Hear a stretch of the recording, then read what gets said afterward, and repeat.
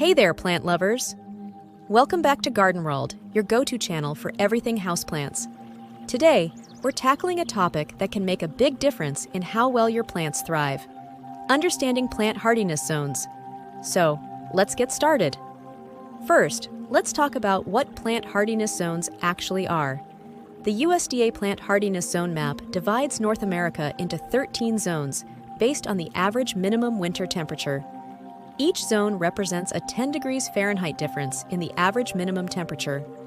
These zones help gardeners understand which plants are most likely to survive in their region. Now, you might be wondering, why does this matter for houseplants?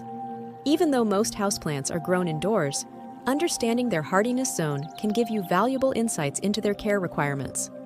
For example, a plant native to a warmer zone might need more humidity and consistent warmth than one from a cooler zone. To find your hardiness zone, you can simply use an online tool or check the USDA website. Just enter your zip code and you'll know which zone you're in. This is especially useful if you want to transition some of your houseplants outdoors during the warmer months. Let's look at some popular houseplants and their preferred hardiness zones. Take the snake plant, for example. It's quite hardy and can handle a range of conditions, making it suitable for zones 9 to 11. On the other hand, the fiddle leaf fig prefers a warmer environment, ideally in zones 10 to 12. To give you a better idea, let's summarize some hardiness zones in a few states. California. This diverse state ranges from Zone 5A in the mountainous areas to Zone 10B along the coast.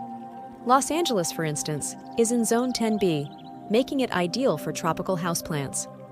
Texas. Texas also has a wide range, from Zone 6A in the north to Zone 9B in the south. Houston is in Zone 9A, great for plants like the bird of paradise. New York. Zones range from 3B in the Adirondacks to 7B in New York City. NYC's Zone 7B is suitable for plants like the ZZ plant and spider plant.